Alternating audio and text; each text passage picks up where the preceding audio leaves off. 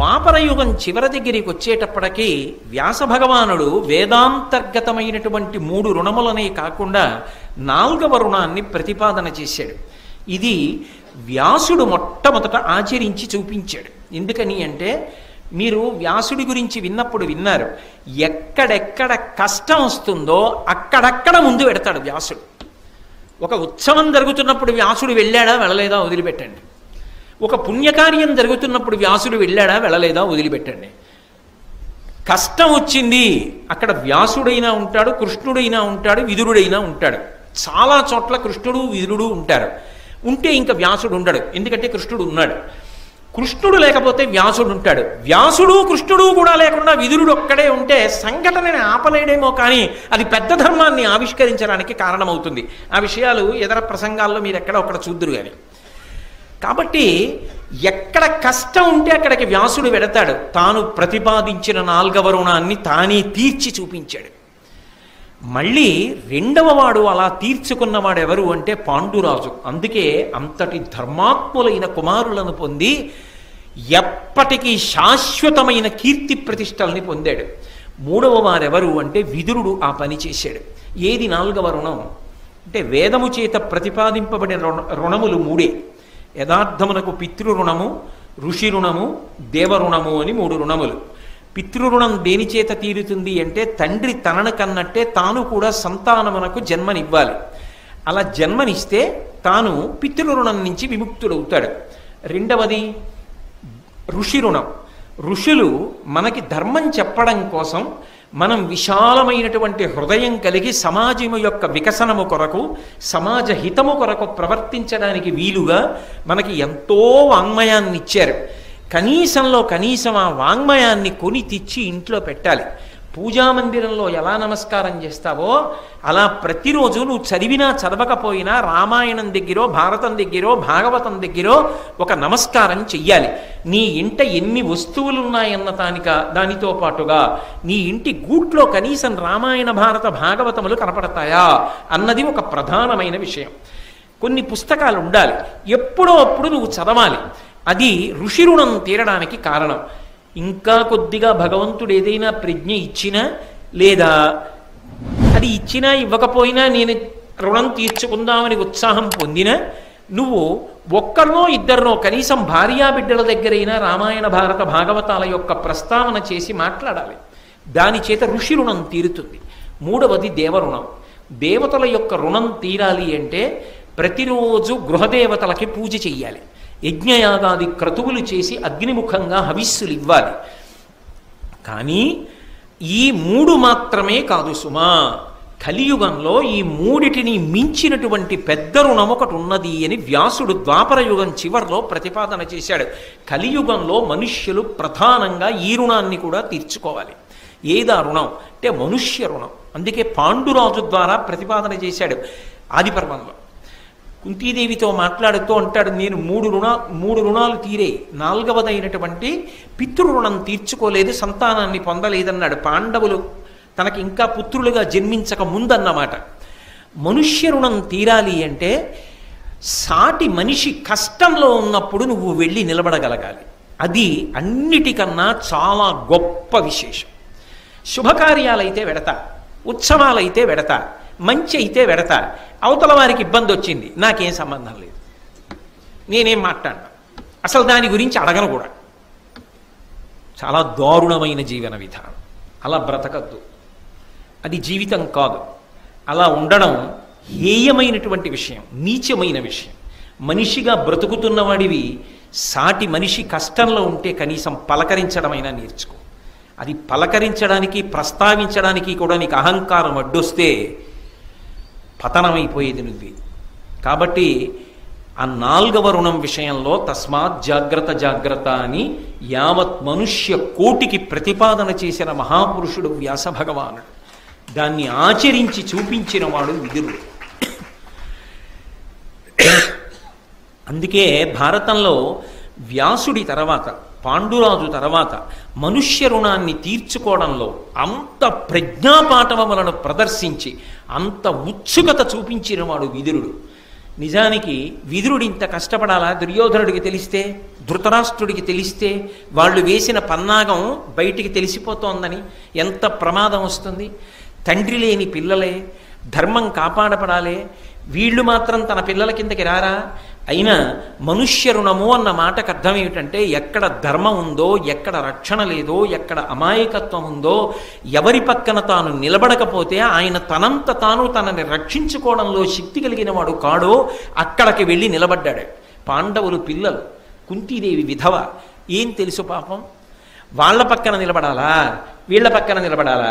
ఇక్కడ ప్రభు కార్యం చేసినా, ధృతరాష్ట్రుడి పక్కన నిలబడినా, ఇక్కడ కొడుకుల పక్కన నిలబడినా కూడా ధర్మమే అని బుకాయించచ్చు విదురుడు.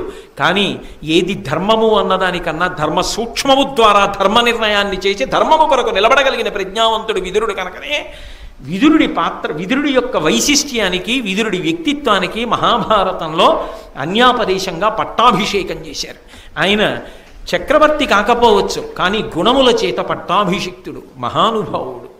అందుకే వ్యాసుడంతటి వాడు విదురుణ్ణి పుత్ర అని పిలుస్తూ ఉంటాడు భారతంలో. అటువంటి సమున్నతమైన స్థాయికి చేరాడు. కృష్ణ భగవానుడంతటి వాడు పరవశించిపోతాడు విదురుడి పేరు చెప్తే చాలు. కనుక అటువంటి విదురుడు అనితర సాధ్యమైన కార్యాన్ని సాధించాడు. నేను ఎందుకు ఒక్క విషయాన్ని 10 మార్లు నొక్కి చెప్తున్నాను అంటే, మహాభారతాన్ని ఒక వ్యక్తిపరంగా నేను పరిశీలించడానికి సాహసం చేయడానికి కారణం, దాని ద్వారా జీవితంలో మనం ఏది నేర్చుకోవాలో అది నేర్చుకుని అనుష్ఠాన పర్యంతంలోకి తెచ్చుకోవాలన్నది నా తాపత్రయం. యథార్థానికి ఈ మనుష్య రుణం లాంటి వాటి విషయంలో నాకన్నా 1,000,000 రెట్లు పైనున్నవారు మీ అందరూ. నేను స్వార్థపరుణ్ణి, నేను అటువంటివి చేసి ఉండకపోవచ్చు. కానీ మహాభారతాన్ని మీకు చెప్పడం అన్న పేరుతో నేను నేర్చుకోవడం నా ప్రధాన కర్తవ్యం. అంతేగాని మీరు చెయ్యని వారు మీకు చెప్పాలన్నది నా ఉద్దేశ్యం కాదు. కాబట్టి అంత గొప్పగా మనుష్య రుణం గురించి ప్రతిపాదించాడు, ఆచరించాడు, చూపించాడు వ్యాసుడు చెప్పిన దాన్ని. ఇక ఎప్పుడైతే ద్రుపద మహారాజు గారికి పాండవులు అల్లుళ్ళైపోయారని తెలిసిందో, ద్రౌపదీదేవికి 5గురు భర్తలయ్యారని తెలిసిందో, మత్స్యయంత్రం కొట్టినవాడు అర్జునుడే అని తెలిసిందో, కర్ణాదులను ఓడించి తరిమి కొట్టిన వాళ్ళు పాండవులే అని తెలిసిందో, ఇప్పుడు పాండవులకి యజ్ఞకుండము నుంచి ఆవిర్భవించినటువంటి దృష్టద్యుమ్నుని యొక్క బలం కూడా చేకూరింది అని తెలిసిందో, కృష్ణార్జునులు బలరాముడు సాత్యకి, కృష్ణుడు బలరాముడు సాత్యకి కూడా పాండవుల పక్కన చేరిపోయారని తెలిసిందో, పాండవులు రోజు రోజుకి బలపడిపోతున్నారన్న వార్త గూఢచారుల ద్వారా దుర్యోధనుడు తెలుసుకున్నాడు. అప్పటి వరకు వీరుడు కూడా ఎక్కడ వాళ్ళు క్షేమంగా ఉన్నట్టు చెప్పలా, ఆ తర్వాత చెప్పలా. మనం తెలుసుకోవాలి భారతం చదువుకుని. భారతం చదువుతూ విదురుడు ఎక్కడైనా చెప్పాడా? ఎక్కడా చెప్పలా.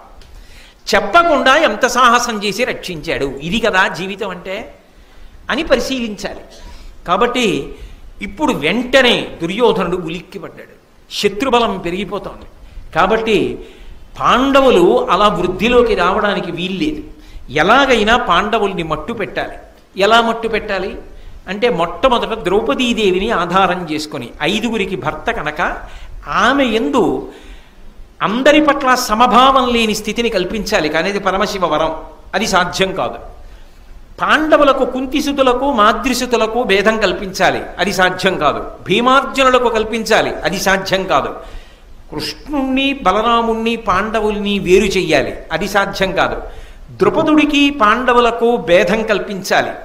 కర్ణుడు అన్నాడు, ఎందుకంత ఆలోచన? ఇంకా అంత బలాన్ని సమకూర్చుకోలేదుగా. ద్రుపదుడికి అల్లుళ్ళు అంతే కదా, దృష్టద్యుమ్నుడు పక్కన చేరాడు, కృష్ణుడు బలరాముడు సాత్యకి అంతే కదా. నేను ఒక్కడను చాలనా? యుద్ధానికి వెళ్ళి యుద్ధం ప్రకటిద్దాం, అక్కడ తప్పించుకున్నారు, ఇక్కడ మట్టు పెట్టేద్దాం, వచ్చేద్దాం, అఖండ భూమండలాన్ని ఎలుకో. ఏమిటో అంత తేలిగ్గా చెప్పేస్తుంటాడు కర్ణుడు ఎప్పటికప్పుడు. ఆయన తాపత్రయం ఏమిటంటే, ఎప్పుడూ కూడా అర్జునుడితో యుద్ధం చేసే అవకాశాన్ని కల్పించుకోవాలి. కల్పించుకుంటే అర్జునుడిని గెలిచేస్తాను, శాశ్వతమైన కీర్తి పొందేస్తాను అనుకుంటాడు తప్ప, నిజంగా అర్జునుడి జోలికెడితే దీపం మీద వాలిన శలభాన్ని అని తెలుసుకోలేడు. ఇది కర్ణుడి యొక్క ధూర్తతనం. కర్ణుడు ఏదైనా చెప్పగానే దుర్యోధనుడు వింటాడు. అందుకని గబగబా ధృతరాష్ట్ర మహారాజు దగ్గరికి వెళ్ళాడు. పాండవులు బ్రతికున్నారు. నాన్న నీకు తెలుసా, వాళ్ళు అపారమైన బలాన్ని సమీకరించుకున్నారు, కాబట్టి తొందరపడి యుద్ధానికి వెళ్ళిపోవాలి. ఈ మాట నీకు చెప్పాలని ఎప్పటి నుంచో చూస్తున్నా, కానీ నువ్వు ఏకాంతంగా దొరకవు. ఎందుకు దొరకవు అంటే ఎప్పుడూ నీ పక్కన విదురుడు ఉంటాడు, ఎప్పుడు ఏదో చెప్తూ ఉంటాడు, నువ్వు ఎప్పుడూ ఏదో వింటూ ఉంటావు. అసలు ఆ విదురుడు లేకుండా నువ్వు దొరకవా మాకు? అసలు నువ్వు ఏకాంతంగా మాకు మాట్లాడడానికి అవకాశం ఇవ్వవా? ఇన్నాళ్ళకి విదురుడు లేకుండా దొరికావు అంటే మీకేమర్థం అవుతోంది? దుష్ట స్వభావం ఉన్న వాళ్ళు ఎవరి పొడగిట్టక బతుకుతూ ఉంటారో వాడు ధర్మాత్ముడని వేరే చెప్పాలా? దుష్టులకు వైరి ఎవరవుతాడు? సన్మార్గంలో ఉన్నవాడు అవుతాడు. సన్మార్గంలో ఉన్నవాడికి వైరి ఎవరవుతాడు? దుర్మార్గుడు అవుతాడు. దుర్మార్గులందరికీ కూడా వైరి పాండవులు, దుర్మార్గులందరికీ కూడా వైరి విదురుడు. ఆ విదురుడు ధృతరాష్ట్రుడి పక్కన ఉండగా రారు వాళ్ళు. ఎందుకంటే విదురుడి పక్కన ఉండగా వచ్చారనుకోండి, నోరు ముయ్యండి ఏమిటా మాట్లాంటాడు. మంత్రి, ఆయనకి అధికారం ఉంది, అందుకని ఆయన లేనప్పుడు రావాలి. అందుకని వెళ్ళారు ధృతరాష్ట్రుడి దగ్గరికి. వెళ్ళి ఎప్పటి నుంచో చూస్తున్నాం నీకు చెప్పాలని, కానీ అవకాశం దొరికితే కదా. ఇవాళ విదురుడు లేడు నీ పక్కన, అందుకు చెప్పడానికి వచ్చాం, సావధానంగా విను. పాండవుల యొక్క ప్రజ్ఞాపాఠవాలు ఇలాగే పెరిగిపోతే వాళ్ళని నిగ్రహించగలిగినటువంటి శక్తి మనకుండదు. వాళ్ళు ఈ అఖండ భూమండలాన్ని పరిపాలిస్తారు.